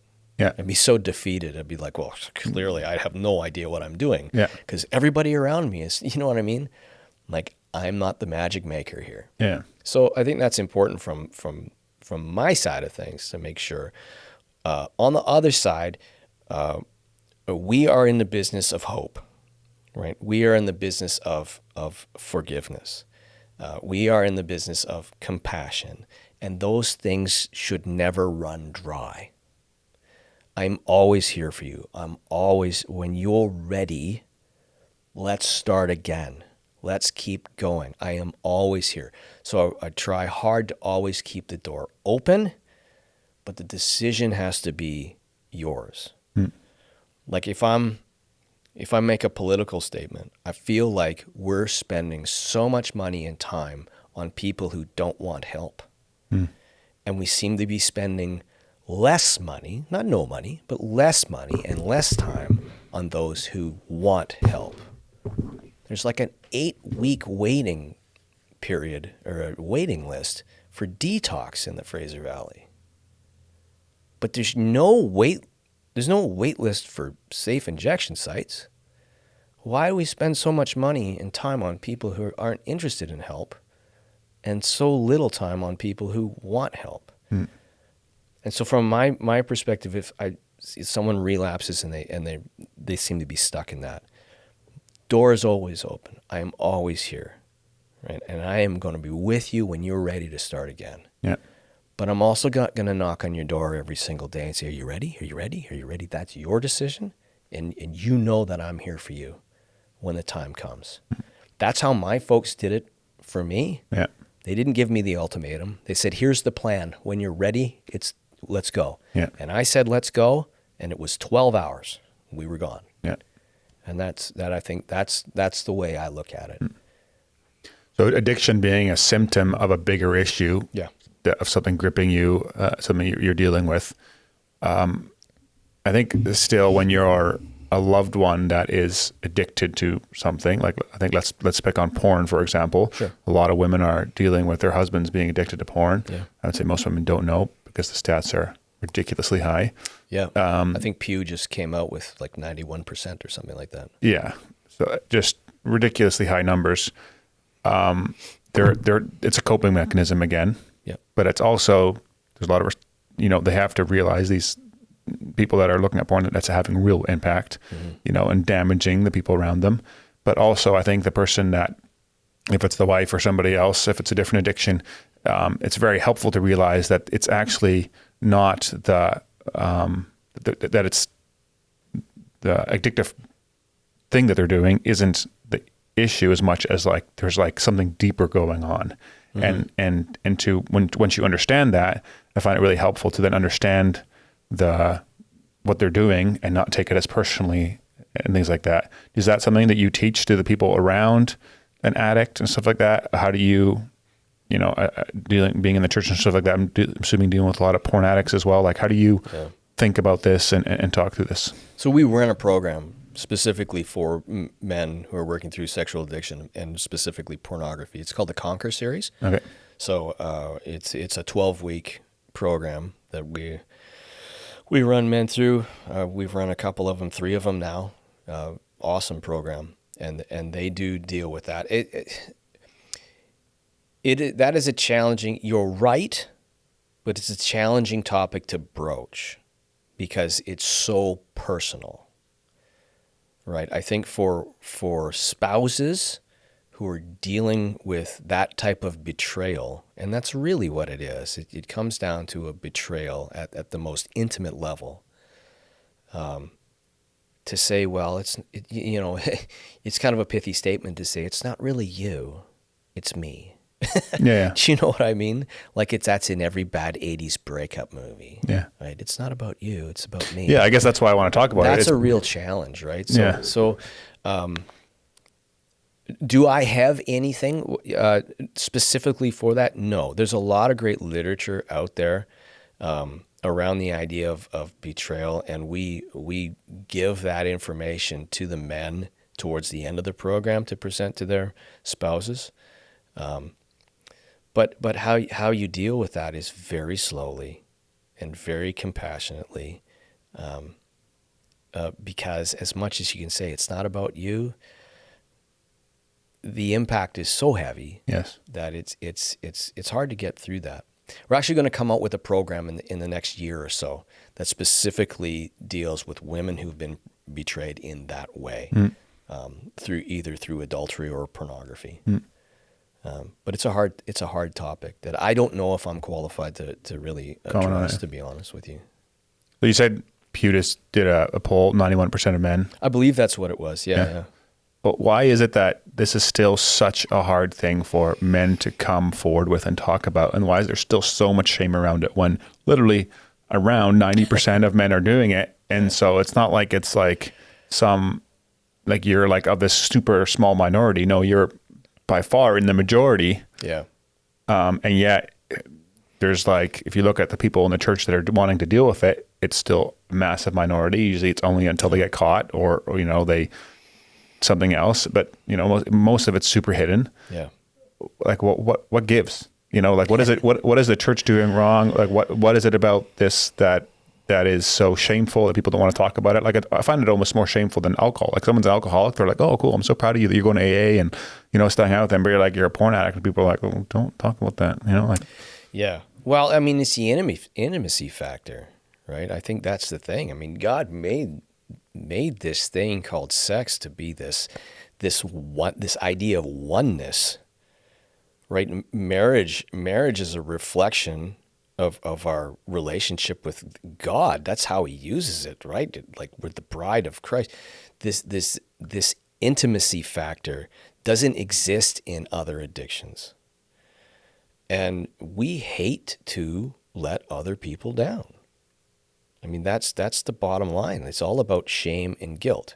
So if I hate to let you down, sitting here in this podcast, walking up the stairs to sit down and go, man, I hope it's worth it. I don't know if I have anything. I hope I say something that's worth you putting online and benefits your show. If I'm feeling that way, like I hope I don't let you down here. Now imagine what that's like when you know that you're letting down your partner, your spouse, the most intimate relationship on earth that you can have. You know, I think that's where that comes from. This and then the church has not been great at really, you know, being compassionate in some of these areas, right? The church has not been great, quite honestly, at addictions in general, right? We're more like leave the church until you deal with your stuff, and then you're allowed to come back. Yeah, right. It's kind of the opposite of how Christ yeah, works in our lives. But unfortunately, that's the case. Clean yourself up, and then you'll be ready to go. But I think the main issue is that this is an incredibly intimate brokenness, and that's where a lot of it. a powerful tool of Satan then too. He knows. Yeah, and it's kind of ironic, right? Isn't it? Because like half of our world says no big deal. Yeah. Well, if it's no big deal, how come we're not talking about it? Yeah. Something not right there. We know why it's not right. It's because the world is upside down. But I always find that interesting that, you know, TV shows are just like, hey, free porn. Hey, you know, there's a whole Friends episode around these guys get free porn, and it's great. Okay, well, then how come it's such a big deal? Yeah. Because we know innately that there's that type of brokenness of that intimate nature. And so if there's someone listening, I know for a fact that has a friend that's dealing with porn, or they're dealing with porn. Like, how do you break through the shame and like when you're doing the work you're doing now, and someone comes to you? Yeah. Like, how do people break through the shame? How do they? What advice would you give someone that's helping a friend or someone that's into this themselves to like move forward and go get free? Because it is definitely worth it. Like, it's like the freedom on the other side is glorious. So what would you say to that? Yeah. I mean, first of all, by the time they get to me, they're ready to break that. So that's fair enough. That's it, you know, kind of fun, actually. It's a weird fun. Yeah. It's fun, right? Rewarding. Yeah. I mean, Rick Warren says when someone comes to me and they say, I've never told anybody this before, he goes, I get really excited because I know God's about to do something incredible, right? I get really excited about that. And so do I. When someone says, I got to tell you something that I've never told anybody, I'm like, yes! I try and keep that inside. Yeah. But what do you do with your friends? What do you do with, I mean, I think it's always good to know what your options are before you broach the subject. It's always good to know what are the programs out there, what's the literature out there. Like Every Man's Battle has been a book that's been out there for like decades. Like that's a great book to know exists. Yeah. Like I said, our program is called the Conquer Series, to know that this program exists, right? So that if it comes up, it's like, man, I've been struggling with this thing. If it gets to that point, hey, have you ever heard of this? But you ever heard of this? You ever heard of this program? I know this guy. I know this. Like, to know what your options are. But I think it goes back to what we talked about before. You got to have someone in your life that you can actually say that to. You have to have solid, deep relationships with somebody. And if you don't? Try harder. Do you know what I mean? Like, that's on you. If you don't have anybody in your life that you can actually go out and, hey, can we go for a walk on a river, and then talk about the deep things of life. I mean, that's part of the Christian walk, is we're supposed to do this together, right? Everything in the kingdom of God happens through relationship. Yeah. not surface relationships. We're family. We're brothers and sisters in Christ. We should maybe think about that a little bit, right? Like, if you don't have anybody in your life that's where you're like, I don't think I can have that conversation with anybody. Could you grow a relationship to the point where you could? I know for me, it kind of happened out of the blue. I was hanging out with a guy, and he said, what's the deal with men and pornography? He just like blurts it out, and I'm like, I don't know. Like, we're just like, right, we're heading up to kind of do a recreational thing. And he goes, yeah, it's like guys struggle, and there's just seemed nothing out there for guys to struggle with like I have. And he just, you know what I mean? And it just kind of comes out. I'm like, cool. I didn't think our relationship was there, but it is, and I kind of like it. And it I think that we need to be intentional. These relationships don't happen by accident. We need to be intentional about building relationships with people. Maybe it just starts with, I read this in the Bible the other day. What do you think about this verse? Like, what's the deal with this? How do you feel about, start talking about things other than football and the weather. Yeah. Right. That's where men especially, kind of I would say drop the probably ball. also not believe the lie that, if you're going to be open, that it's going to be the worst thing in the world, or like there's a huge fear towards intimacy or being open that people have where they're thinking about it and they're like, no way in heck am I going to be open, but it's a lie, right? Like that Totally. that it's not worth it. Yeah. But I think like, you got to have those relationships, right? I know, churches do a Bible study, have a small group, right? If your small group is just, we go to these people, we have coffee, we read the book, we read the scripture, we pray, and then we high five each other and leave, and we're defeating the purpose. Yeah, there's no realness. The purpose is life, right? And the scripture is there to like undergird. It's the foundation through which we do this life together, not just in the same room with a cup of coffee. Like if what I think that a lot of small groups work that way in church, unfortunately, right? Yeah. Okay, we'll see you next Wednesday. Yeah. It's not the purpose. That's not the desire of your church, for sure. It's to build relationships where you can support each other and hold each other accountable. Yeah. I want to talk to you briefly about evangelism and how to reach the people that are not in church, and just how to also just in church in general. For someone that didn't grow up as a Christian and didn't go to church for the big first part of their life, you get to see both sides. Yeah. And so as you think about church now, what are some of the things that we're doing wrong, like broad strokes, when it comes to reaching people that are not Christians, especially in today's secular culture? Like what are some of the things that you think about as you look back at your time not being in church and you think about the church now, like, if it's cliquiness or, different things we do or church language or whatever the things that come to mind. But what do you think about when you think about that? Yeah. Okay. Well, there's two things there. There's church, and then there's Evangelism to that. Yeah. Right? Okay. Yeah. So if we talk about church real quick. I know for me, when I first started, sitting in church services, I felt like I needed some sort of like a glossary. Like someone needed to explain. So like we have our own language. I always make a joke like fellowship. Like I sat in church, people talk about fellowship. I'm like, what do you mean, like the Lord of the Rings? Like, what are we talking about here? What do you mean by? And then it becomes a verb, like fellowshipping. But that's not a word that is used in our world outside of church. And we have all these sayings. It's like I said the other day, like authentic community. Like if you were to talk like that to someone just like at Starbucks, they'd be like, what planet are you from, right? And I think that sometimes we have to, and I'm not talking about issues of, theology and changing the wording and all that. I'm not talking about that. I'm just talking about the general community aspect of church. When we use words like that, I'm not saying don't, but maybe explain them a little bit or I don't know, expand.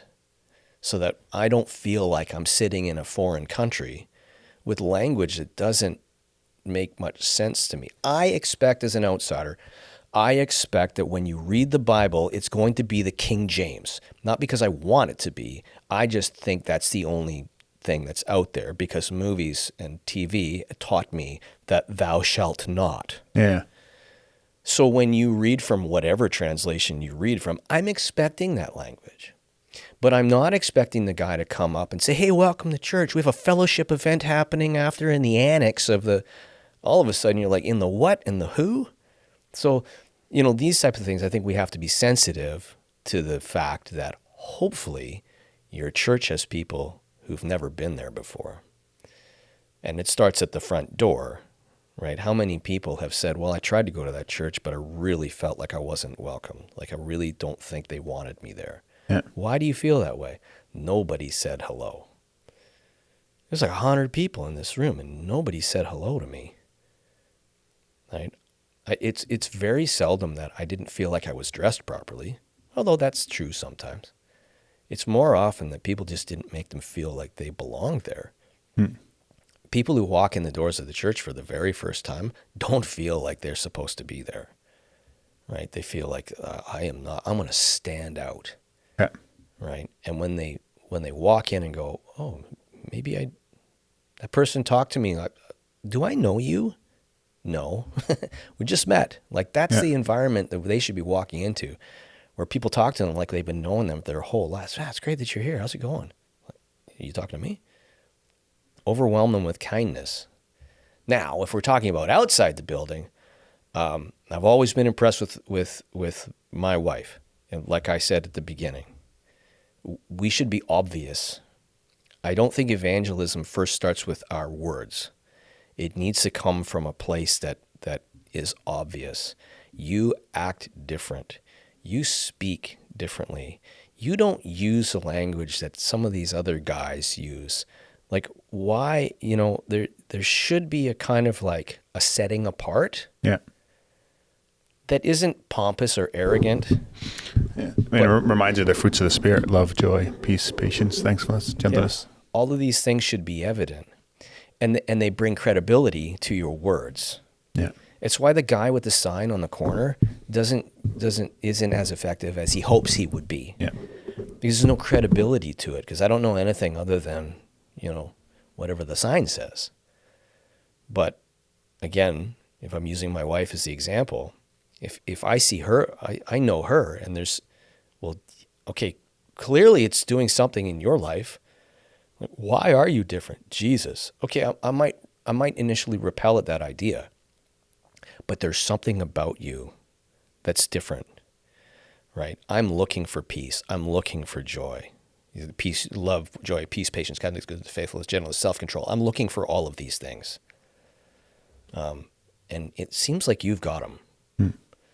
If you just have words, that's where everybody, comes up with the hypocritical Christians. Yeah. We're all hypocrites. Yeah. We cannot back up our words with our actions, right? But we have an explanation for that too. Yes. Right. Thankfully. This has been really awesome. I've appreciated it a lot. Thank you. Maybe you want to end with the gospel, just for anybody listening and that doesn't know Jesus or that has walked away from the faith or is just cold in their heart. Like, what is the gospel? What is the hope of Jesus? Yeah. There is always, all of us can think of places in our lives, in our heart, in our soul, however you want to describe it, where you missed it, where you dropped the ball, where you fell. And sometimes that fall, the ball that's dropped, you feel like you can't get back up again. There's a defeatedness. And we've all experienced that either in minor ways or, as stats show us, in some pretty significant ways, where there's an area of our life where I don't know how I'm going to get up from this. the word fall is used in Scripture to describe humanity. We all fell. And we fell to the point where we're not able to get back up on our own. And God saw that, and he said, maybe you can't get up, but I can pick you up. I can pick you up out of that mess. I can pick you up out of that, we call it sin, but you can label it whatever you want. I can pick you up. And I'm going to do that by sending Jesus to die for that. This is the ultimate payment, the ultimate sacrifice to that trade-off. And by just calling out to him, just saying, Jesus, help me up.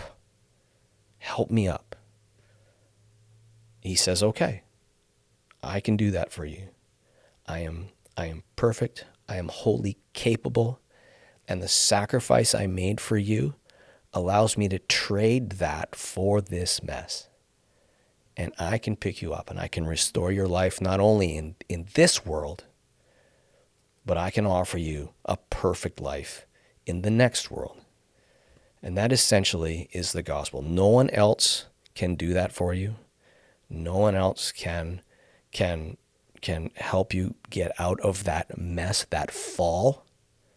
Only Jesus. He's the only one who claims to. And it's simply by saying, I believe that you can, and I'm asking you to, that Jesus says, okay. And he does, and he picks you up. And attending a church and talking to people, you will find examples of that over and over and over and over again. It's not about making your life perfect. It's not about now I've got a nice house with a nice wife and great kids and this job. It's not about that. But it's about this inner peace that no matter what I'm going through, I know that Jesus has got me. He's lifting me up out of my mess. I fell, but he's picked me up. Awesome. That is the hope that is worth living for. Yeah. Thanks a lot. Appreciate you. Thank you very much. No worries. Thank you guys for listening. And as always, if you enjoyed this episode, please like, share, comment, subscribe, all the good stuff. And I'll see you guys again soon. Cheers.